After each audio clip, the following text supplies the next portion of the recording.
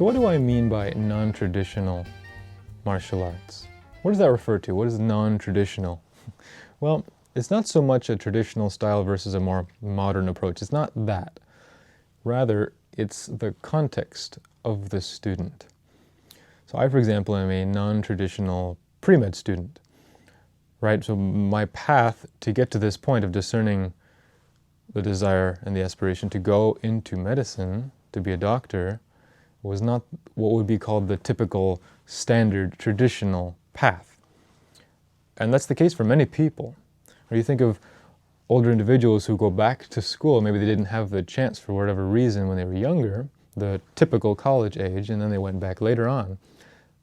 People don't generally scoff at that anymore. Maybe before, but not so much now. Now it's much more common, and it's really generally accepted as something very admirable. And they get a lot of support to go back to school, as they should. That's very good. But you have some people who know that what they want to be when they grow up from the time they were in kindergarten. And some people, it takes a bit longer to figure that out. And for some people, their story just involves some twists and turns along the way. And that's okay, as long as we get there. And so for these non-traditional pre-med students, med students, maybe they had a different career and then they switched over.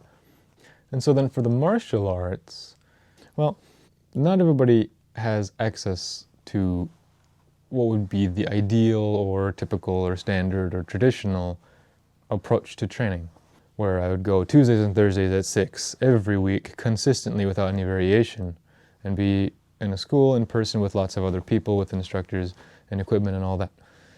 Not everybody can do that for whatever reason. Sometimes it's their work schedule. You know, people who are have odd hours or have long hours and inconsistent hours, such as many people in the medical profession.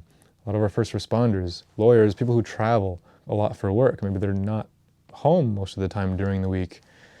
And it's difficult to find that consistent slot to dedicate to training, much less to actually go somewhere where they have a fixed schedule of classes and to try to plug into that. That's difficult for a lot of people. But I don't think that means they should have no good options to train.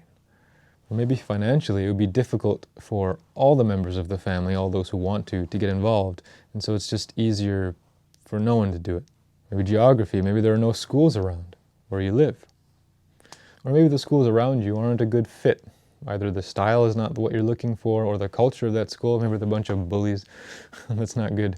Maybe they're very, very sport-oriented and that's not what you're looking for, or maybe that is what you're looking for and that's not what they offer. Any combination of these factors, of these life situations, can contribute to a non-traditional situation. Those who want to train, who want to learn, who see the benefits of martial arts training, the benefits to learning self-defense, the benefits to growing in self-confidence and in self-esteem and in respect and discipline and all of these wonderful things that the martial arts offer. But they feel like they have nowhere to go. They feel like they've been left behind. There's nothing out there for them. Well, then we get to our unfortunate predicament with the pandemic. And, well, in the past year, we've all kind of become, those of us who practice, have all sort of become non-traditional. Those who have been training, those of us who are active or trying to be active, and the instructors and school owners and such have had to adapt. And so there's been a great increase in online remote training modalities offered and a lot of extra support for those who are trying to train at home. And that's awesome. That's really, really great. And some of that is here to stay. But as things kind of start to hopefully return to more to normal, I kind of suspect that, I hear from people in our kind of situation with inconsistent schedules and such, they fear going back to being forgotten, going back to being left behind without a good way to train. Maybe with the other people who were online and everybody was training through Zoom and it was awesome, well, they're all going back in person, and then, maybe for the first time in a long time you had the chance to join in, and now what? What am I left with? This channel, these programs, what I want to do here is build a community for those of us who are in this sort of a non-traditional context. Those of us who want to learn, who want to practice, who want to study, who want to train and grow, but who maybe can't plug in to that traditional that traditional method of training. I want to foster and nurture a community of students who will support each other, help each other stay accountable, kick each other in the pants if we need it, to train, to continue to grow, to learn. I want to provide the resources so that we can train, so that we can learn, so that we can grow, despite our situations, despite our non-traditional context. There should be no excuses. Now, of course it's better to train in a school. Of course you need to train in person with a partner for certain things, for self-defense, for sparring, for grappling. There are elements that cannot be done alone, but there are a lot of things that can be done alone. If you have a significant other, you have some sort of a partner, you have friends, hopefully you have some friends. I wish I had friends.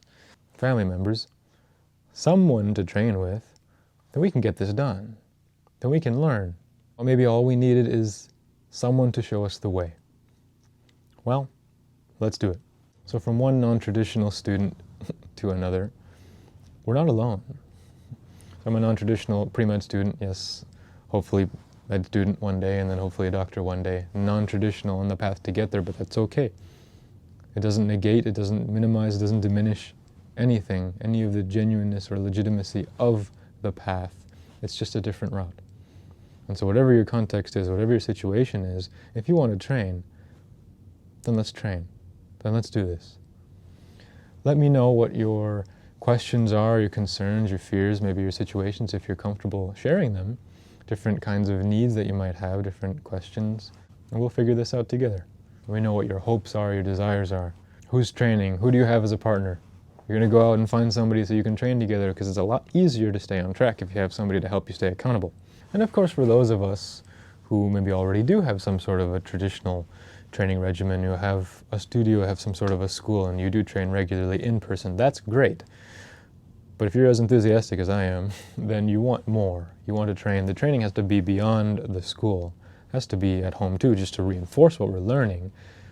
But then also we can be creative. It's really a lot of fun sometimes to supplement and complement the training that we get in the school with other things that we can do around the house or outside or as we're traveling or whatever. So let me know in the comments your questions, your concerns, fears, hopes, desires, what your goals are. Let me know how I can help you.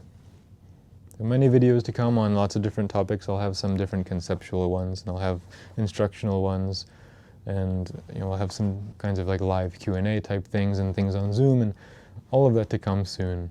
And so to all of us in a sort of non-traditional situation who are ready to train, fruitful training, and have a good life.